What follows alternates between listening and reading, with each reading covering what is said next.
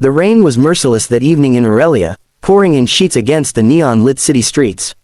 Alina Moreno tightened her threadbare coat around her shoulders and pressed forward through the storm. Her shoes, worn thin from years of use, squelched miserably with every step. She had been late before, but never this late, and her manager at the cafe would not forgive her again. At 22, Alina's life was a balancing act between survival and hope. With her father bedridden after a stroke and medical bills mounting higher than her wages could ever cover, she had no choice but to take on 2 jobs. Her mornings were spent stocking shelves at a tiny grocery store, her evenings, serving coffee to people whose smallest indulgences cost more than her entire paycheck. As she hurried through the glass doors of Luca's cafe, she shook droplets from her hair, tied on her apron, and forced a smile. The cafe was unusually crowded, filled with sharp suits and polished shoes, businessmen hiding from the storm. The warm air smelled of espresso and fresh pastries, a comforting contrast to the chaos outside. That was when she saw him. By the wide front window, a man sat alone, his presence commanding despite his silence. His dark suit looked as though it had been stitched with precision for his frame. His wrist rested lazily on the table, revealing a watch that caught even the dull cafe lights. It was sleek, perfectly polished, and radiated wealth in a way that made Alina instinctively careful. She approached with her notepad. "Good evening, sir. What can I get you?" He looked up slowly, gray eyes assessing her in a way that made her shift uncomfortably. "Black coffee, no sugar, of course," she said quickly, scribbling it down. She turned to leave, but fate had already set the trap. Another customer brushed past her in haste, colliding with her shoulder. Alina stumbled, the tray in her hands tilting wildly. In a desperate attempt to steady herself, she thrust her arm out, and the corner of the tray smacked directly into the man's wrist. The sound of shattering glass filled the air. Alina froze. Her heart plummeted as she saw the man's watch lying on the floor, its once pristine face cracked and ruined. A collective gasp rose from the cafe's patrons. "Oh my God," she whispered, her hands trembling. "I'm so sorry." The man rose slowly, towering over her. His expression was calm, but there was something sharp beneath it, like a blade hidden in velvet. "Do you even know," he said evenly, "how much this watch costs?" Alina's throat tightened. Judging by the craftsmanship, it wasn't just expensive, it was priceless. Possibly worth more than everything she had ever owned in her entire life. Tears pricked her eyes as panic clawed its way up her chest. "I'll pay for it," she blurted out, her voice breaking. "I'll work as long as it takes, I promise. Just, please, I didn't mean to." The cafe had gone silent, every customer watching the scene unfold. The man's eyes locked onto hers. For a long moment, he said nothing. Then, with a strange calmness, he slipped the broken watch into his pocket. "What's your name?" "Alina," she whispered, barely audible. "Alina," he repeated, as if tasting the word. His gaze lingered on her tear-streaked face, and then he sat back down. "Bring me my coffee." Confused, she blinked. "You're not angry." His lips curved into the faintest shadow of a smile. "Not yet. That night, Alina lay awake replaying the incident in her mind. The way he had looked at her, not with fury, but with something else, something unsettling. She had expected shouting, demands, maybe even a lawsuit. Instead, he had let her walk away freely. But deep down, she knew this wasn't over. And she was right. 2 days later, as she returned from the pharmacy with her father's medicine, a sleek black car pulled up outside her crumbling apartment building. Neighbors peered curiously through cracked curtains as a driver stepped out, polished shoes splashing in puddles. He knocked on her door with precision. "Miss Moreno?" "Yes," Alina asked warily. The driver handed her a white envelope, embossed with gold lettering. "From Mr. Adrian Kane." Her breath caught. The name was legendary in Aurelia. Adrian Kane, the billionaire CEO of Kane Enterprises, a man whose empire stretched from skyscrapers to international markets. He was spoken of with equal parts fear and respect. Ruthless, brilliant, untouchable. Hands trembling, Alina opened the envelope. Inside was a single card and a note written in elegant handwriting. "You owe me nothing, but I would like to see you again. Tomorrow, 7 p.m. A. Kane." She stared at the card. It was an invitation to the Orium, the most exclusive restaurant in the city. The kind of place she could never even dream of affording. Alina nearly tore the letter apart, convinced it had to be some cruel joke. But curiosity gnawed at her. Why would a man like Adrian Kane bother with her, a penniless waitress who had nothing to offer? The next evening, heart pounding, she borrowed a simple black dress from her friend and showed up at the Orium. The chandeliers glistened like constellations, and the air hummed with quiet piano music. She felt painfully out of place among the glittering gowns and tailored tuxedos. And then she saw him. Adrian Kane rose from his seat as she entered, his presence commanding the entire room without effort. His gaze softened, just slightly, when it landed on her. "You came," he said. Alina swallowed nervously. "I still don't understand why. I broke your watch. Shouldn't you hate me?" Instead of answering, Adrian reached into his jacket and pulled out a small velvet box. He slid it across the table toward her. Her hands trembled as she opened it. Inside lay a delicate, feminine watch, its silver face catching the candlelight. It was beautiful, exquisite, worth more than she could imagine. Alina gasped. This is for me." Adrian's voice was low, steady. "The watch you broke was worth money. But this," he nodded at the box, "this is worth something else. A reminder. You made me realize how fragile time is, and how empty it feels when you have no one to share it with." Her breath hitched. "But, why me? You don't even know me." A faint smile touched his lips. "Because you didn't look at me like everyone else does. You didn't see a CEO or a bank account. You saw a man whose watch you broke. Do you know how rare that is?" Around them, whispers spread among the wealthy patrons. The sight of Adrian Kane, infamous for his cold demeanor, presenting such a gift to a poor waitress was shocking enough. But his words stunned them even more. Alina's cheeks burned. I can't accept this. I don't belong in your world." Adrian leaned forward, his gray eyes locking onto hers with quiet intensity. "You belong wherever you choose to stand, Alina. And if you'll let me, I'd like you to stand beside me." The words hung between them, heavy with meaning. For the first time in years, Alina felt something shift inside her. She had spent so long believing she was invisible, trapped in poverty and circumstance. But here was a man who could have anyone, choosing to notice her, not for her beauty, not for her status, but for something far simpler. Her courage wavered, but she managed a small smile. "I don't know if I can keep up with someone like you, Mr. Kane." He chuckled softly, the sound disarming. "Then I'll slow down." News of the event spread quickly through the city.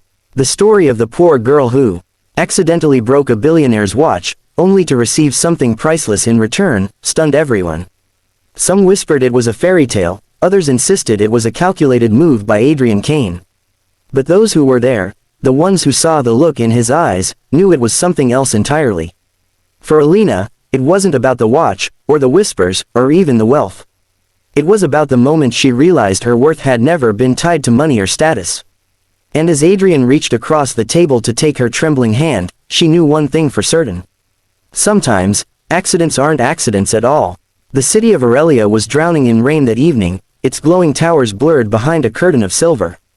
Alina Moreno hurried down the slick sidewalks, her thin coat clutched tightly around her. Every gust of wind cut through the fabric, but she pressed on, late again for her evening shift at Luca's cafe.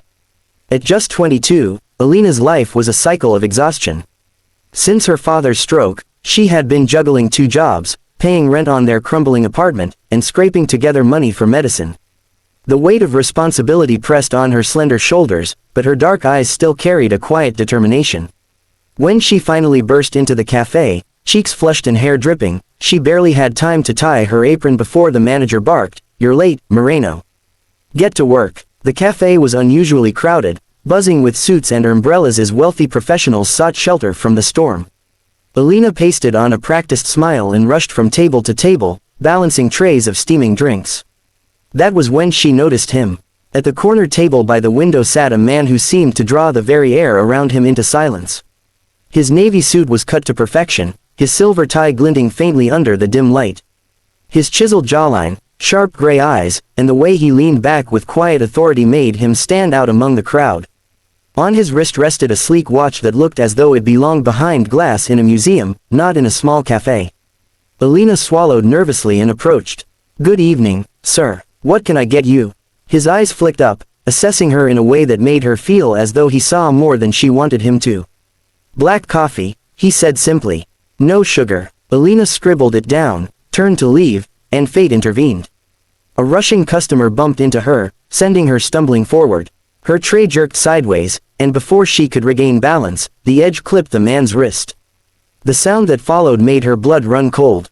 Crack! The cafe gasped as the watch tumbled to the floor, its once pristine glass face splintered like ice. Alina froze. Her heart hammered against her ribs. Oh my God! No, no, no! I'm so sorry. Her voice shook as she bent down, her trembling fingers hovering uselessly over the ruined timepiece. The man rose slowly. Though his movements were controlled, his towering frame made her feel impossibly small. His gray eyes pierced into hers with calm intensity. Do you even know, he said, his voice low and even, how much this watch costs? Alina's lips trembled. One glance at the intricate design told her this wasn't just expensive, it was astronomical. Possibly worth more than she could ever earn in a lifetime. Tears welled in her eyes. I'll pay for it, she stammered. I'll work for as long as it takes. Please, I didn't mean. The cafe was silent, everyone watching. The man studied her for a long, heavy moment. Then, to everyone's shock, he knelt, picked up the shattered watch, and slid it into his pocket. What's your name, Alina? She whispered, voice shaking. He repeated it slowly, as if memorizing it. Then he sat back down. Bring me my coffee. Confused, terrified, and strangely relieved, Alina nodded quickly and scurried away. But she couldn't shake the feeling that her life had just changed. What she didn't know was that Adrian Kane, billionaire CEO of Kane Enterprises, feared in boardrooms across the globe, had no intention of forgetting the girl who had broken his watch. Part 2. The Gift. 2 days later, Alina returned from the pharmacy with medicine for her father when a sleek black car pulled up in front of her worn apartment building. Neighbors peeked out curiously as a driver in a tailored uniform approached her. Miss Moreno, he asked. Alina hesitated. Yes. He handed her a thick envelope, embossed with gold initials, AK. Her heart jumped. Adrian Kane. Inside was a handwritten note. You owe me nothing, but I'd like to see you again. Tomorrow, 7 p.m. A. Kane. Beneath the note was an invitation card to the Orium, the city's most exclusive restaurant. Alina nearly tore it apart. Why would a man like him want to see her? A waitress drowning in debt, with nothing to offer. But curiosity, and something she couldn't name, drove her to go. The next evening, wearing a borrowed black dress, she stepped into the Orium.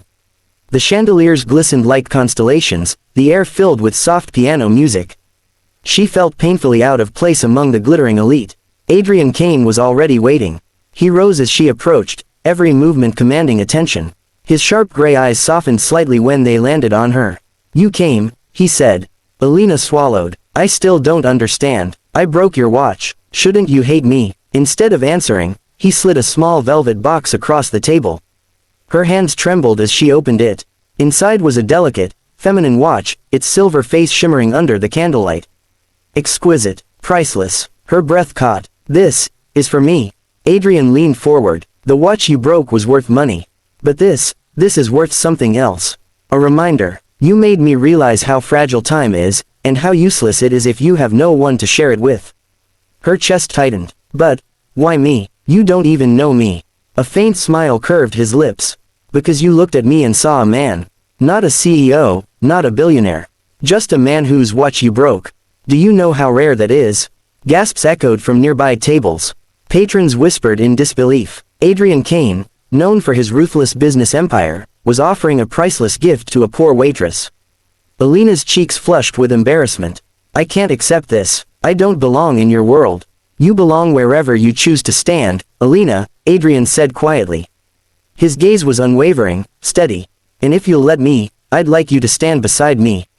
The weight of his words settled over her like a blanket. For years, Alina had carried the burden of poverty, convinced she was invisible. But here was a man who could have anything, and he was choosing her. She managed a small, hesitant smile. I don't know if I can keep up with someone like you, Mr.